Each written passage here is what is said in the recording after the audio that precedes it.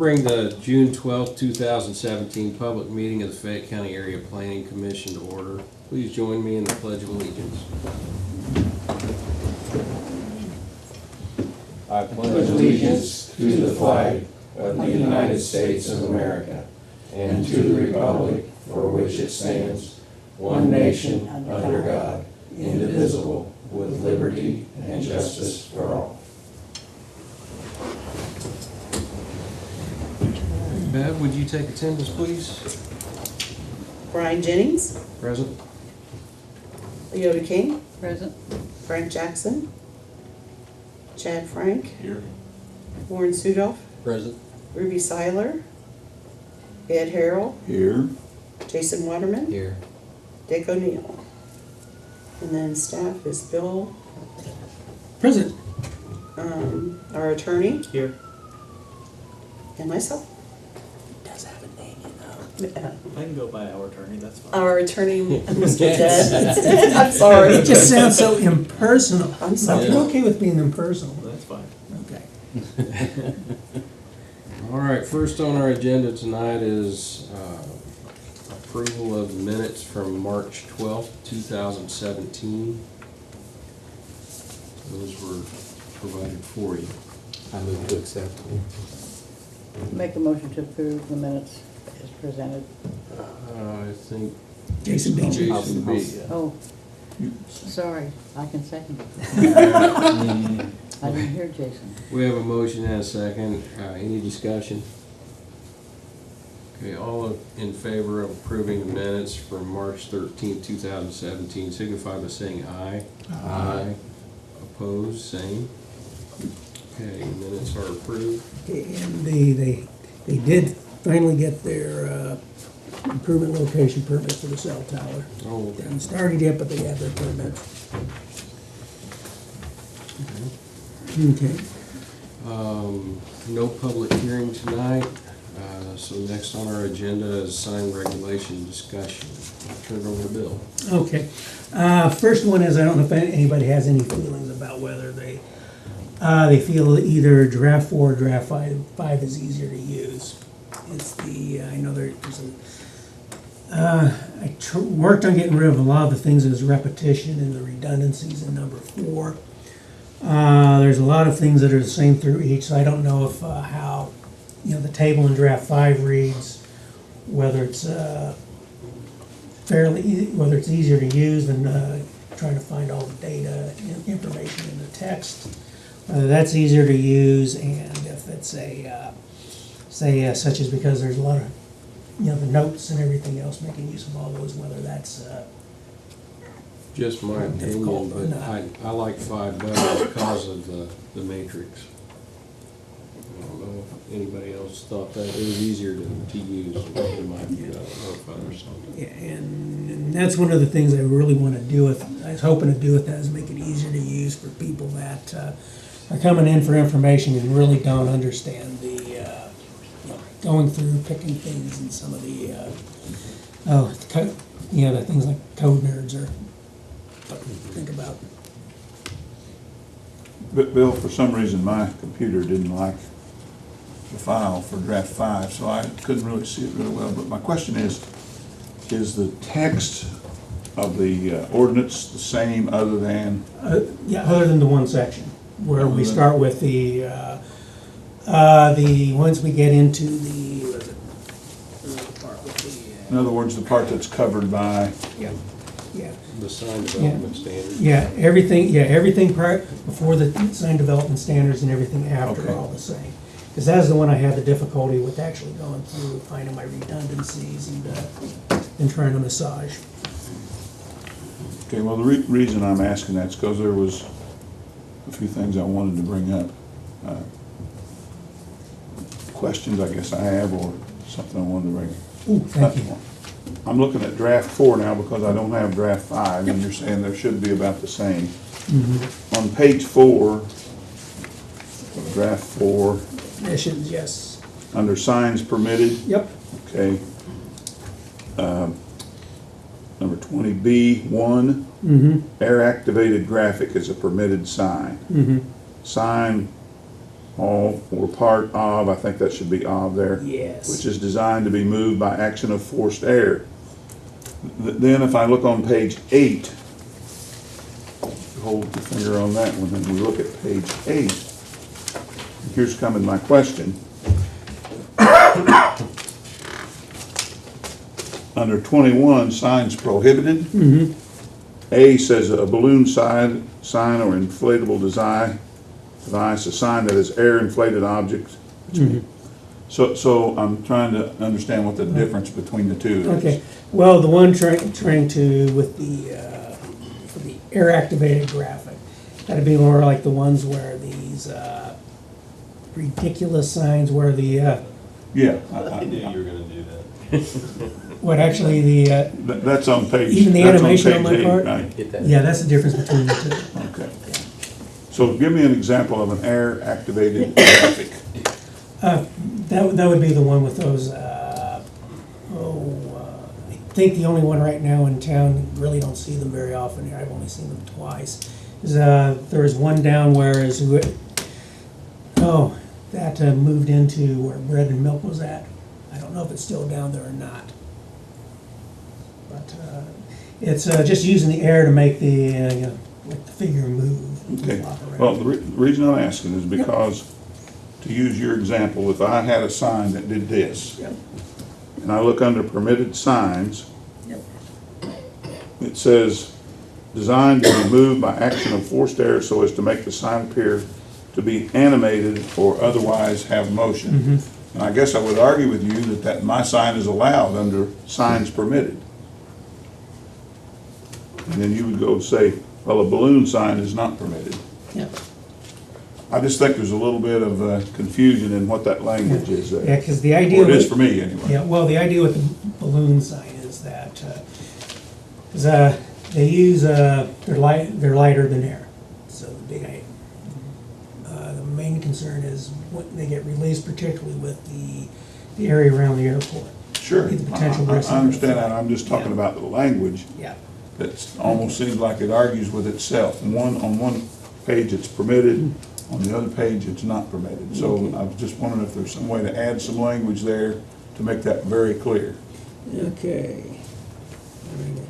Okay, do a better job at differentiating between air activated and balloon sign. Okay, got it. Okay, flip over to 8. Okay. All right, next. Okay, on page 5, Yep. under E, and this, I think this is definitions, under a window sign, and it gives us a definition there of what a window sign is. Placed inside a window upon the panes of glass, visible from the exterior. Yep. Okay, so that's the definition. Page 13. If I can get there.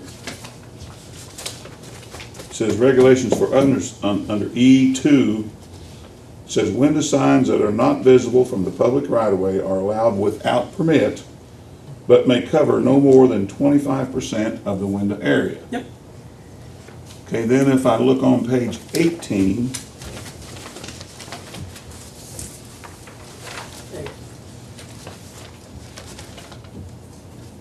I can get there. Under 4 and 2, exempt signs shall be exempt from regulation and/or permit under these regulations. It says window signs, and I'm not sure what that means, of any sign. Should that be Okay. size? Yeah, that should be size. Okay, window signs of any size inside a building not legible from a public right-of-way. Yep. If it's exempt from regulation, how can it be allowed to have only a 25% coverage? I guess that's my question. Yes, it should be, okay, because it should be, okay, because what it's meant to be is exempt from the actual regulation under the sign program. And therefore, the signs that you actually put in place, that you're figuring the area for the overall, individual signs on the sign program. Okay. Because the idea is that if a window sign is meant to be seen off premise, Sure. the idea is that then this is the actual advertising sign meant to be seen off of off on the street. So now those that are actually internal, strictly internal to the shopping center, such as circulation signs or signs such as this that aren't meant to, it's exempt from fees. Yeah, I think- Okay. Okay. Yeah, 'cause that's what it's meant to be, is meant. It says exempt from regulation, Okay, all right. and I was having a hard time Okay, matching all that right. with the 25% unless it's talking about a Oh. different sign. Okay, here's the one right there, because it's exempt from regulation and/or permit under these sign regulations.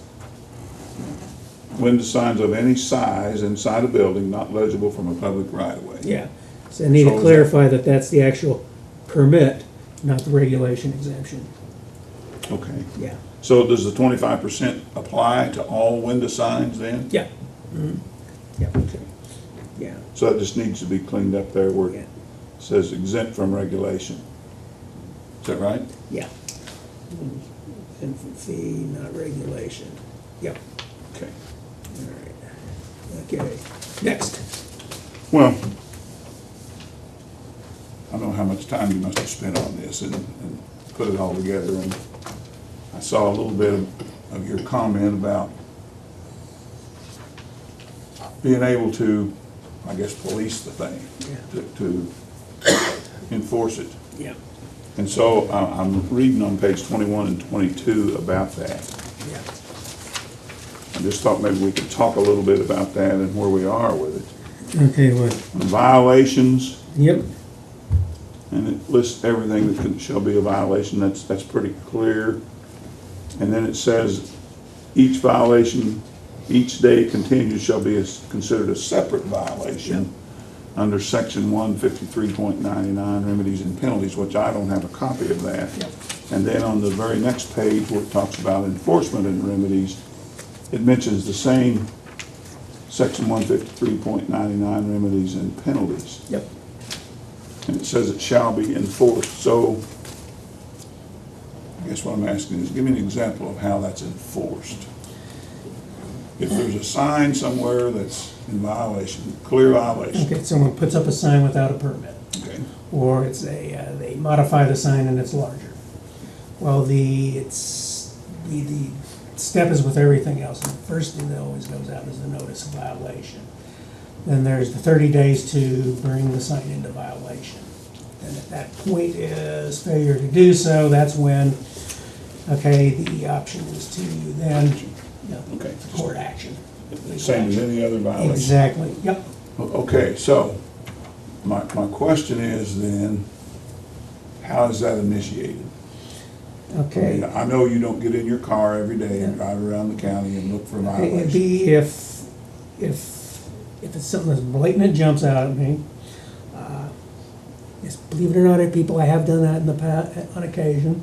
But if it's just something that's really blatant and jumps out at me, and I notice it, that's one way.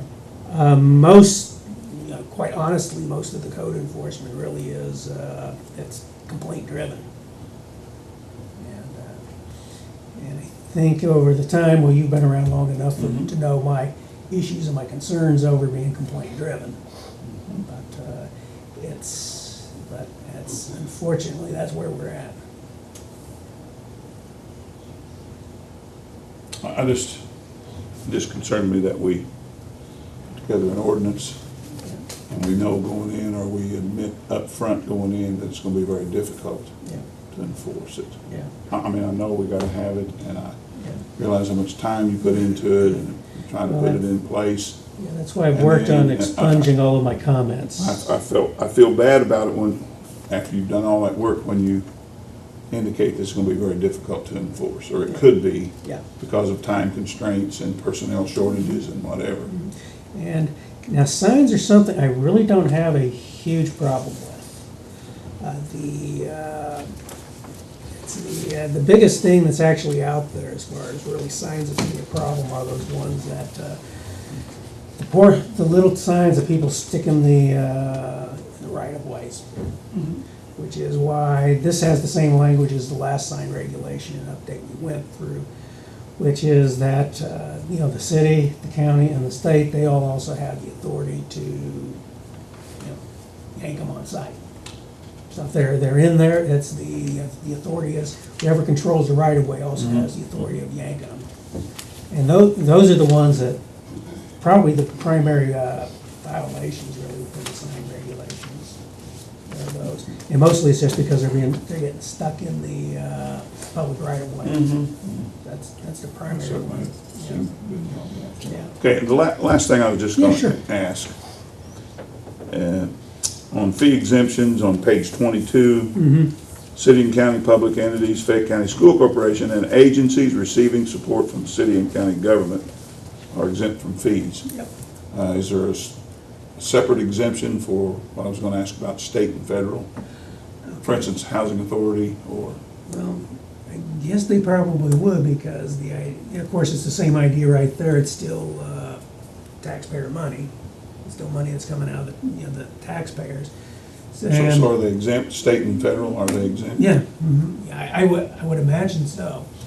Well, one thing that they also have is with land use regulations, federal property and state property, they are exempt from local land use regulations.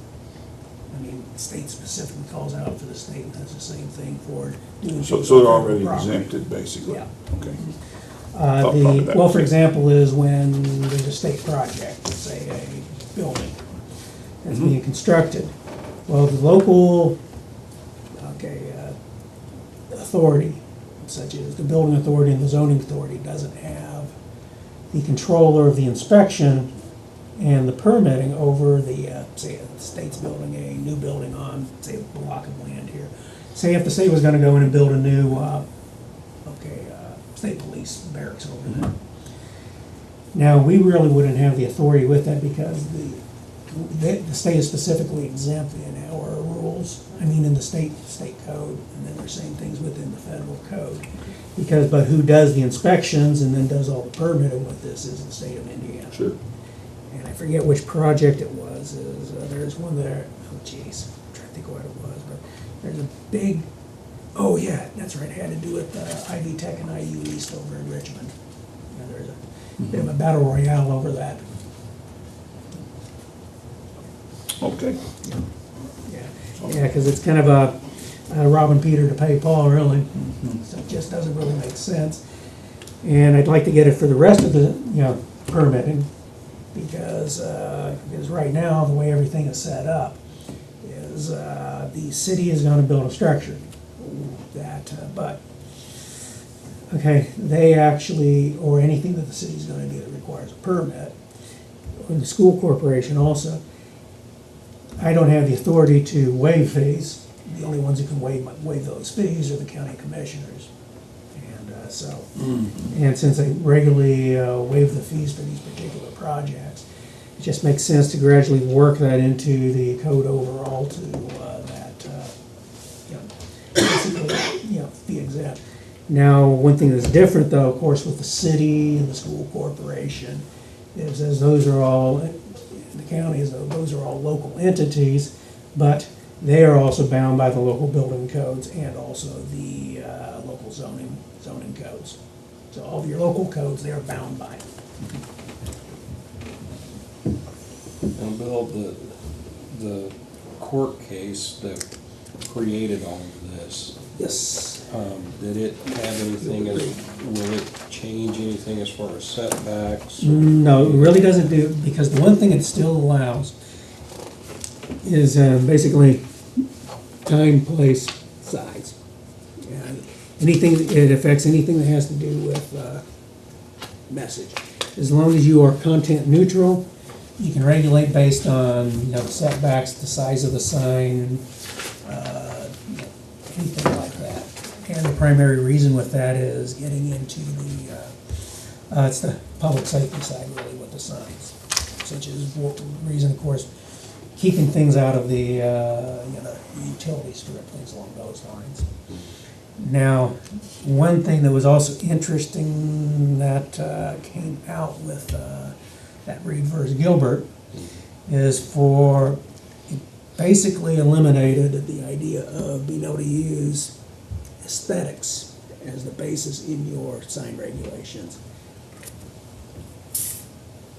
I mean, so it's unfortunately the way that the opinion by Justice Thomas was written is, public safety is pretty much it, and like I said, time, place, everything else, they all have to be treated the same. Which is why I think if people remember when people were complaining about the Trump signs, and I made the comment, and I did upset a couple of people, and I say, well, if you get rid of the Trump signs that are out there for who knows how long, it'll be the same thing with the I stand with Israel type signs, the religious-based signs. They're all the same. They all got to be treated the same. No level of speech, no type of speech, no speaker stands any higher than another. Brian, real fast, Bill, you remember me talking to you a while back about enforcement as far as, I talked to the mayor, and the mayor, as far as the mayor having, like, the city police department enforcing ordinances for you, that way you don't have to go out and do that. And he was very open to that. He even thought that would seem like that would work better because you've got a uniformed police officer showing up at your front door with a violation. You're gonna get more out of that than having Bill show up over there. Because, when Richard Hicks was doing the code enforcement, it worked out pretty well. Whether it's myself or Paul, what we would do is someone with a violation, well, if it turned out to be a city violation, we'd forward it to Richard. And if it's a zoning code violation that was also covered under the, such as properties, junk vehicles, things like that were covered by the zoning code, we would also forward those because the zoning code is adopted as part of the city code. So the city itself also has the authority to, tell me if I'm wrong, Mr. Attorney, so the city, as it's part of the city ordinance, the city also has the authority to enforce independently of me. Would that be correct? That'd be accurate. Good. Yeah, you've been accurate all night. Thank you, Mr. Attorney. That makes me feel good. Any further discussion? Questions for Bill? Okay. I appreciate the time that's went into this. I know it's been a lot. Yeah, but if any point anybody wants to ask me how some of the different, the size thing, the sizes, the setbacks, the heights, and the things like that, the rationale behind those. I don't know if you noticed is because I think some of you have been around long enough to remember that we had just an absolute, depending upon the type of use, 300, 400, 500 square feet for an entire sign program. So for the shopping centers, what I attempted to do was, there's a couple different things that affect it. One is for example, a shopping center. It has to do with the lot line to lot line, because there's either going to be more stores, which really you do need more the square footage. And the other one is then the farther something gets back, of course, you need larger signs, to be legible from the either pulling in or from the street. I think that the sign, I looked at the signs from the various size signs, is between 64 and 75 square feet. Most of the major things like on the Kroger sign, or most of the signs such as fast food restaurants and other stores, are very few of them are, really between the 64 and 75 square feet. So the idea is that we already have signs of these particular sizes. So if for some reason it's necessary to go larger or go taller, that's what a variance process exists, is to do that type of thing. So and it is possible to, which is why I also put in there, this is the size, and rather than the formula we had of figuring out based on how long the frontage is, the height of the sign, is just have a standard basic size. And then also is that then with a variance, say if there's a reason it needs to be taller, such as because of the location of the sign, it's blocked visibility lower down, you can say go another 10 feet on it. And and the actual square footage on the, because I went around to the different shopping centers and some of the different stores looking at, okay, what are the size signs on the stores? Stepping off a lot of things. And so when I came up with the extra size signs is because really it's about 24 square feet, the signs that you have up on the shopping center sign up at Kroger's. So when I was trying to also identify what do we actually really have as far as, pretty much a local kind of a local standard with the size. And those are gonna be probably pretty much across the board. And the other one is, I think Kenny has probably noticed it, was on the, I think, my comments in the past that eventually, probably the next thing will be successfully challenged will be the differentiation between off-premise and on-premise. Which is why getting rid of the language for the on-premise and you treat them as just a freestanding sign, so therefore you have the similar setbacks, sign heights, sign areas, and that's what actually controls the actual, off-premise signs. You have your sign spacing of, the 500 feet, those type of things. So, and that would, and I think when Kenny and I went out there, we were measuring those signs, photographs and measuring signs. Most of the existing off-premise signs up and down Western Avenue, they're closer than 500 feet right now, so they're legal non-conforming, should this be passed in this form. So, and then it's also the, so basically that's limiting to industrial and then also business districts. But I did try to do this as rationally as possible. I used multiple jurisdictions in Indiana for various parts of the actual signs. One thing I did that a lot of other sign regulations have is every zoning district has a different table for their zoning districts, and some of these are just, it's just kind of insane. And since we have everything's probably pretty much the same, so we really don't have a need for a lot of significant difference between the various zoning districts. Any other questions for Bill? And anybody at any time, as you have any questions or other comments, something you haven't thought of, feel free, stop by. Okay. This is getting to be my busier season, but I usually still try to be in the office in the afternoons. All right. Director's report. And after that, I think Kenny has a request. I move to accept the director's report as presented. Second. We have a motion and a second. Any questions about the director's report? All in favor of accepting the director's report, signify by saying aye. Aye. Opposed, same. The director's report is accepted. Kenny, I just said to Bill today that I was at the Historic Preservation Board. you're meeting appointed today. to it now? No, I'm on the park board. Oh, okay, I thought maybe you're appointed, We had a meeting with them okay, that that wasn't clear in the language. They wanted to, at some point, they want to have a meeting with APC and BZA to try to build a relationship, just to show what they do and what we do and try to find ways of helping them. Yeah. So that's what I was telling Bill. So at some point, they'll be getting a hold of you Okay. about that.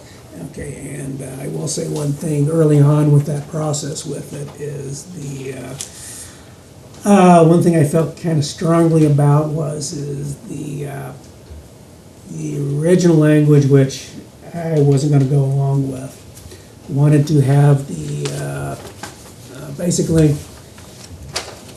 to say no to something in a historic district. They wanted it to be the responsibility of the planning director. I said nope. The committee, the historic committee will have to be the ones to say it. You are the people, Historical Connersville Historic Committee. They really wanted the ordinance. They've got to be willing to say no to their friends and neighbors. Well, they're wanting to have a good relationship Yeah. with all the boards, so that's why they're wanting Yeah. to meet with you. Yeah, I have said enough people as is. Okay, with that, any other discussion from members of the board? I move to adjourn. Second. Yeah, second. All in favor of adjournment, signify by saying aye. Aye. Opposed? Meeting is adjourned.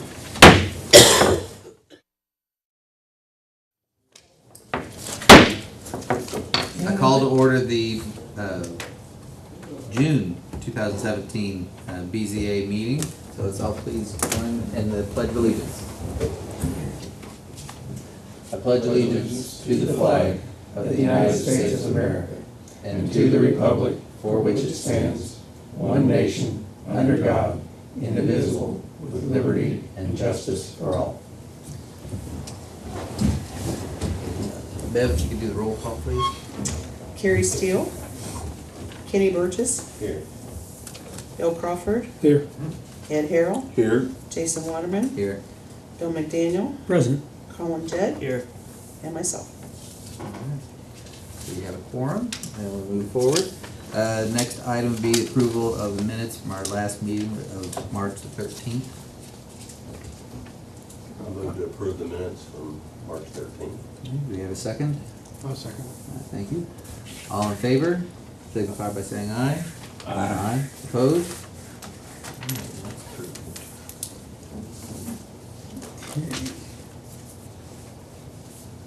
So today's the 12th. Awesome. Okay, now All there's, right, we have no public hearings tonight, so we'll move on to the discussion on sign regulations, drafts 4 and 5. okay, if there's, I don't know if, say Bill or Kenny, you have any preference of one or the other as far as the usability of them? I like the draft 5, it seems like it's easier to get around than you have to search here, search there, search there. Okay. I thought it was good, Oh. the way you changed that. Good, okay, good. That makes me very happy to hear it. Because that's a lot of work trying to do that. I think it, it's gonna be a lot easier for the public to use, I think. That's the purpose. Yeah. Are you gonna have this online someplace when this is all done, or What's that? will it be online someplace when it's done, or possibly? Well, what I'll do is when it comes time and we set, the APC, then when we set a date for a public hearing, I'd like to at least have, before that would be to then just one general public meeting over it. And then say, whatever month that might be, then the next one would be the actual hearing, and then, so we can then forward to the council and the commissioners. But yeah, because I definitely would want to have it online. Okay, and have that online, and then of course with the existing ones that people can hopefully do their side-by-side comparisons.